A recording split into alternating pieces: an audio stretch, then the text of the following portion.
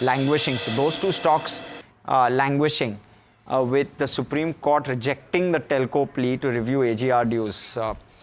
And that will definitely warrant a negative reaction, especially on Vodafone. But let's quickly go across to Varun, who's standing by with all the latest on this exact issue. Varun, take it away. Yeah, hi, thanks. So yeah, the Supreme Court has rejected the curative plea that was filed by telcos such as Vodafone Idea and Bharti Airtel that sought a limited reconsideration of the 2019 top court judgment that it held that India's telecom operators will have to include non-core revenues to calculate their adjusted gross revenue.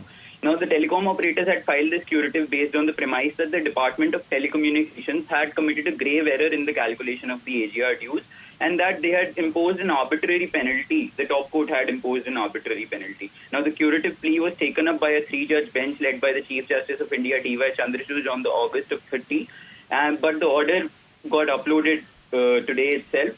Now, notably, at the time, it was an in-chamber hearing, meaning that it was not open to public. That's why we were not privy to the order up until now.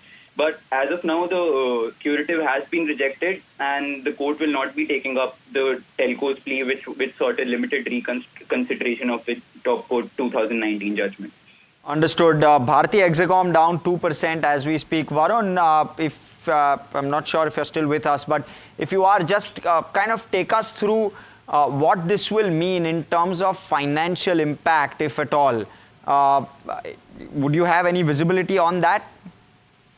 Yeah, so we have some kind of visibility on that. So AGR, which is the adjusted gross revenue, is basically the basis for revenue sharing mechanism between the government and the telecom operators.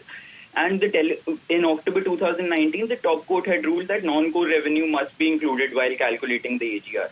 Now, the 2019 judgment dealt a crippling blow to the bruised industry that stared at dues and penalties worth thousands of crores. Now, for Bharti Airtel and Vodafone Idea itself, it had increased their liabilities to more than rupees 90,000 crores at the time. All right.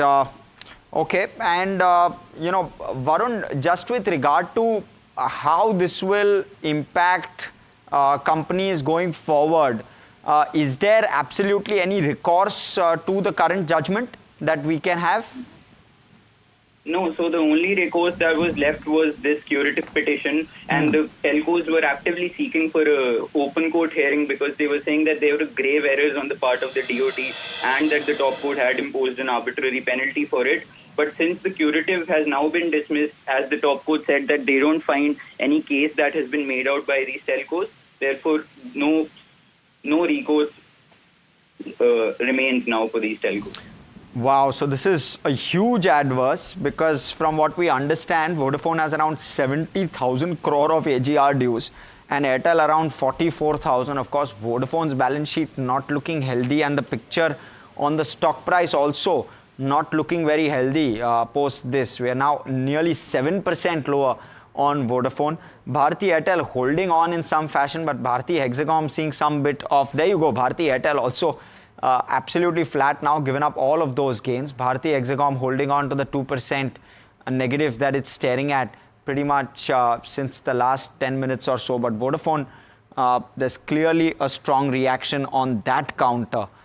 We've just inched up from the day's lows where Vodafone is concerned. Very, very large in terms of the AGR due number that Vodafone has. Thanks so much, Varun. It's been good chatting and good understanding this, but we'll continue to monitor this story as we go forward. But that's all on the Smid Show, of course. I'll hand it over to Alex to carry forward this one. Absolutely. Harsh, just to recap, this is a significant negative for telecom companies that have AGR dues at this juncture. It is important to remind the viewers that Vodafone Idea is likely the worst hit. Bharti Airtel also, as Harsh pointed out just a short while back, has dues in the form of AGR. The one that does not is Reliance Industries through Jio. And so if you look at the stock performance, Reliance Industries is also losing ground, but perhaps that's a sentimental negative for the sector as a whole. The interpretation, of course, of the calculation of AGR dues being questioned, and that's something that was taken up by the Supreme Court. The CGI the Chief Justice of India saying in July of this year that they will consider listing a plea by Vodafone Idea to correct the alleged errors in the computation of adjusted gross revenue. This is, of course, Harsh, something that goes back all the way to 2020, and it has been discussed several times. The judgment in 2020, at that time, people said it was very clear. It came back and it was reviewed again, and it's now seemingly the final nail in the coffin. Absolutely, it seems like, Alex, and there doesn't seem to be any recourse to it as well, as Varun very correctly pointed out. And the sense is that there wasn't too much expectation around an AGR due waiver either, except a possible consideration that companies in the sector have anyway been through a rough patch. And maybe just from that perspective, a consideration on AGR dues, but the Supreme Court likely has gone with the more practical, or rather the more theoretical interpretation, and they've stuck by their judgment. You know, I'm just assuming that there are a few people that have seen this and are just tuning in right now, Harsh. So why don't we recap them on what Varun also told us about the judgment? What stood out to you? Well, the fact that there is no change with regard to the September 2020 judgment against telcos with regard to payments to be made for the 10-year period ending March 31 along with the 8% interest.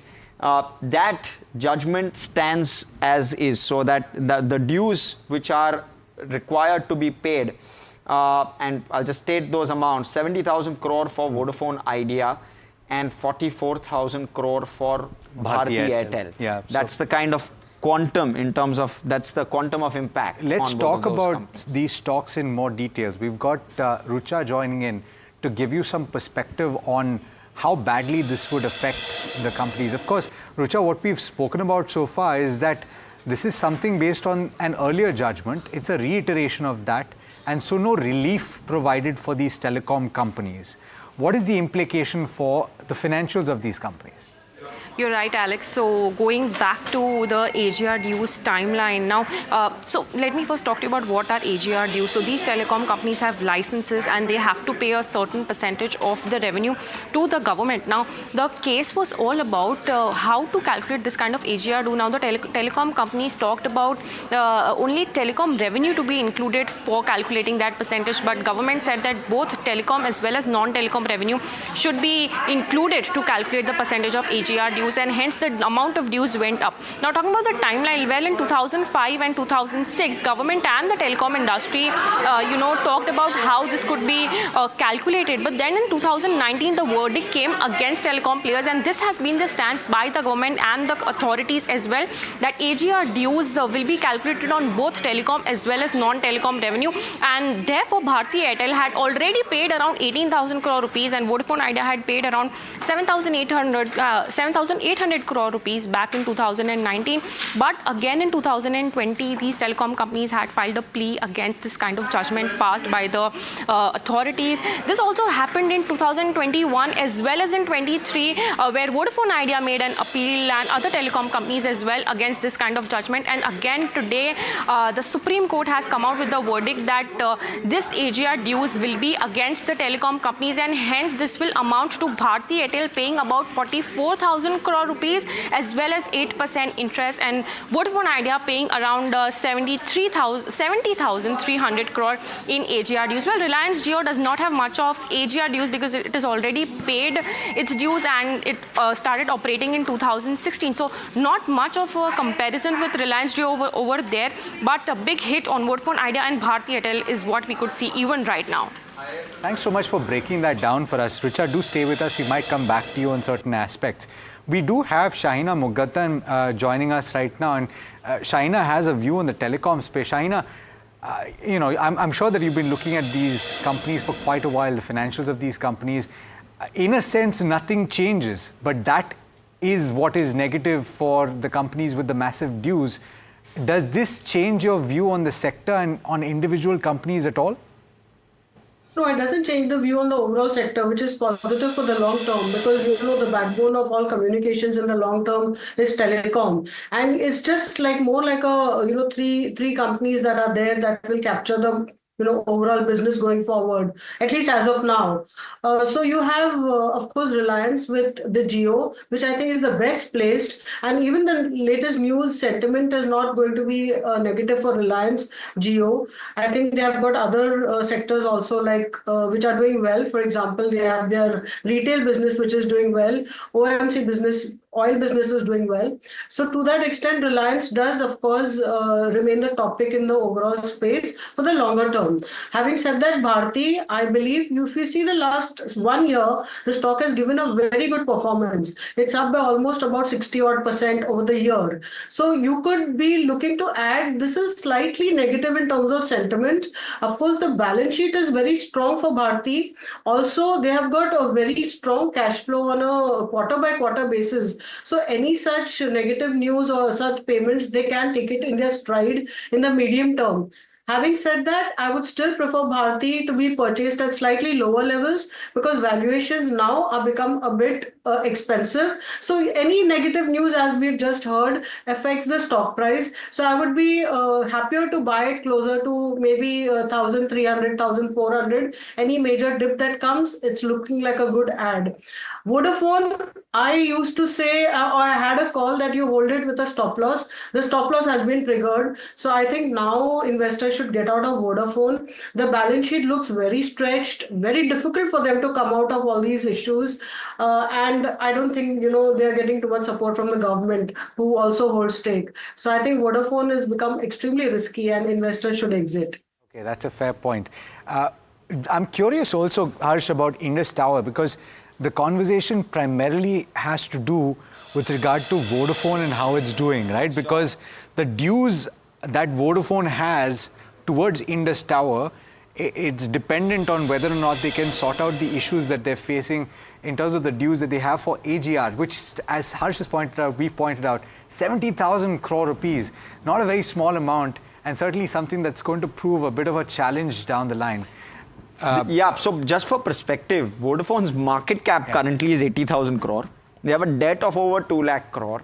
Yeah. And of course, while a lot of this may have been expected, but 70,000 crore is certainly not a small amount in the larger context of Absolutely. things. I believe we're joined by Satya Gupta, who is ex-principal advisor of TRI. And Satya, if you can give us some perspective on this. The argument from the telecom companies is not new. What we've come to hear from the Supreme Court is that the earlier judgment stands. In a sense, nothing changes. What is your reading of this?